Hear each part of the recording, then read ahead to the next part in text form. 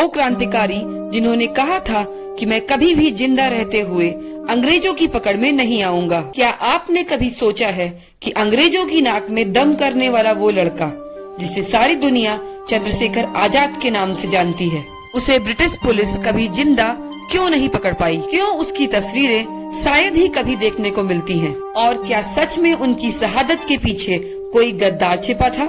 आज हम जानेंगे भारत के सबसे रहस्यमयी क्रांतिकारी की वो कहानी जिन्होंने कहा था कि दुश्मन की गोली का सामना हम करेंगे, आजाद हैं और आजाद ही रहेंगे। 23 जुलाई 1906 मध्य प्रदेश के भाबरा गांव में जन्मा एक लड़का जो आगे चलकर चंद्रशेखर आजाद के नाम से जाना गया। चंद्रशेखर आजाद को हमेशा अपनी मेहनत और कौशल पर भरोसा था। न कभी उन्होंने ईश्वर से परेशानियों के लिए शिकायत की, न कभी मदद या चमत्कार की उम्मीद की। आज के वीडियो में हम आपको बताएंगे चंद्रशेखर आजाद से जुड़ी हुई ऐसी रहस्यमयी बातें जो आपके मन में उनके प्रति सम्मान को और भी बढ़ा देंगी, और जो बातें आपने शायद ही कभी सुनी होंगी। नाम था चंद्रशेखर तिवारी। वो शुरुआत से ही पढ़ाई में काफी अच्छे हुआ करते थे। शरीर से काफी हट्टे कट्टे होने के साथ साथ ही उन्हें तीरंदाजी करने का भी काफी शौक था। लेकिन चंद्रशेखर तिवारी को गांव में रहकर लक्ष्यहीन जीवन जीना अच्छा नहीं लग रहा था, इसीलिए वो निकल पड़ते हैं मुंबई की ओर, जहां वो एक बंदरगाह में जहाज की पेंटिंग करने का काम शुरू करते हैं। वहां उनको सिर्फ पेट पालने के लिए जीवन जीना रास नहीं आया तो वो जाते हैं बनारस संस्कृत पाठशाला में पढ़ाई करने। संस्कृत पाठशाला में पढ़ाई के दौरान ही उन्हें अंग्रेजों के जुल्मों की खबरें लगातार सुनाई पड़ रही थी।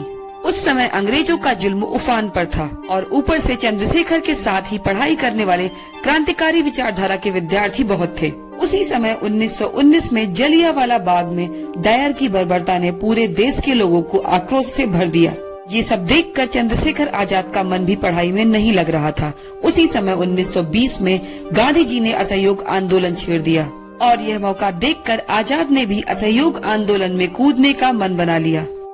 14 साल की उम्र में जब असहयोग आंदोलन में गिरफ्तार हुए और अंग्रेजों ने नाम पूछा तो उन्होंने बताया, नाम आजाद, पिता का नाम स्वतंत्र था, घर जेल। क्या आप कभी सोच सकते हैं कि इतने छोटे बच्चे में इतनी हिम्मत कहां से आई? जब आजाद ने ब्रिटिश गवर्नमेंट को ऐसे जवाब दिए तो उन्हें 15 बेतों की सजा सुनाई गई और हर बेत के साथ उन्होंने मुस्कुराकर सिर्फ एक ही बात बोली, वंदे मातरम, भारत माता की जय। इसके बाद उन्होंने तय कर लिया कि वो अपने जातीय नाम को त्याग कर सिर्फ आजाद ही कहलाएंगे और हमेशा आजाद रहेंगे। चौरी चौरा कांड के बाद जब गांधी जी ने असहयोग आंदोलन वापस ले लिया तब आजाद को ये अहिंसात्मक रास्ता कमजोर लगा और उन्होंने क्रांतिकारी पथ अपनाया। वो बनारस लौट गए और वहाँ वो मनमथ नाथ गुप्त और प्रवेश चटर्जी के संपर्क में आए और हिंदुस्तान रिपब्लिक एसोसिएशन के सदस्य बन गए। HRA हिंदुस्तान रिपब्लिक एसोसिएशन, इस दल का उद्देश्य क्लियर था, ब्रिटिश गवर्नमेंट की नींव को हिला देना। ये बात आपको हैरान कर देगी कि कभी भी आजाद अपनी फोटो नहीं खिंचवाते थे, क्योंकि उन्हें डर था कि अगर उनकी पहचान अंग्रेजों तक पहुंच गई तो पूरा मिशन खतरे में पड़ जाएगा। आज जो उनकी एकमात्र तस्वीर हमारे पास है वो भी उनके मित्र मास्टर रुद्र नारायण ने चोरी छुपके से खींची थी।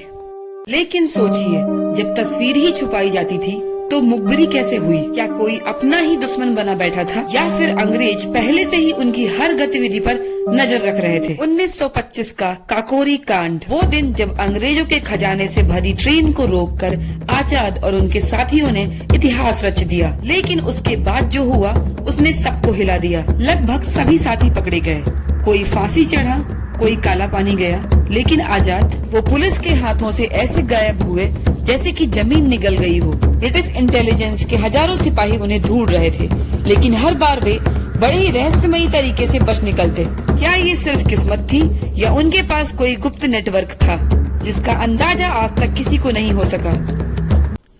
काकोरी कांड के बाद रामप्रसाद बिस्मिल, राजेंद्र लाहिड़ी, अशफाकुल्ला खां और मनमथ नाथ गुप्ता, इन सबको अपने ही भारतीय लोगों की मुखबरी के कारण गिरफ्तार कर लिया गया। इसके बाद आचार्य का नेतृत्व चंद्रशेखर आजाद ने संभाला और 1928 में भगत सिंह, सुखदेव और राजगुरु भी इस संगठन में शामिल हो गए। अब इस संगठन का नाम HSRA Hindustan socialist Republic association कर दिया गया। अंग्रेजों के अत्याचारों के खिलाफ लोगों को जगाने के लिए उन्होंने कहा था, अभी भी जिसका खून न खौला वो खून नहीं पानी है, जो देश के काम न आए वो बेकार जवानी है। भगत सिंह के साथ उनका रिश्ता जैसे खून से भी गहरा था। 17 दिसंबर 1928 में जब भगत सिंह ने सैंडर्स की हत्या की और पुलिस पीछे पड़ी, तब आजाद ने ही गोलियों की बौछार करके उन्हें बचाया। लेकिन सवाल ये है कि अगर उस दिन आजाद वहाँ मौजूद न होते तो क्या भगत सिंह जिंदा बचते, और क्या वाकई इतिहास वैसा ही होता जैसा हमने आज पढ़ा।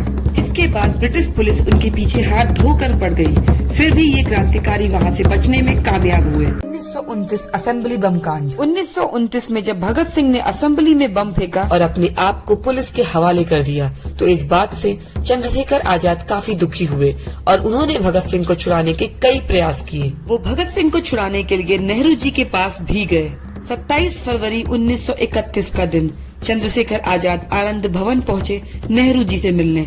आजाद ने नेहरू जी से पूछा कि आजादी के बाद भी क्या इन क्रांतिकारियों पर ये मुकदमे चलते रहेंगे या इन्हें माफ कर दिया जाएगा। तब नेहरू जी का जवाब था कि ये मुकदमे ऐसे ही चलते रहेंगे। आजाद की ये आदत थी कि जब भी उनका कोई ऐसा साथी पकड़ा जाता जो उन्हें या उनके रहने के स्थान को जानता था, तो वो अपने रहने की जगह तुरंत बदल लेते और जरूरत पड़ने पर अपना शहर भी बदल लेते थे। शायद इसी वजह से कई लोगों द्वारा उनकी मुखबरी होने के बावजूद भी कई सालों तक उन्हें अंग्रेजी सरकार नहीं पकड़ पाई थी।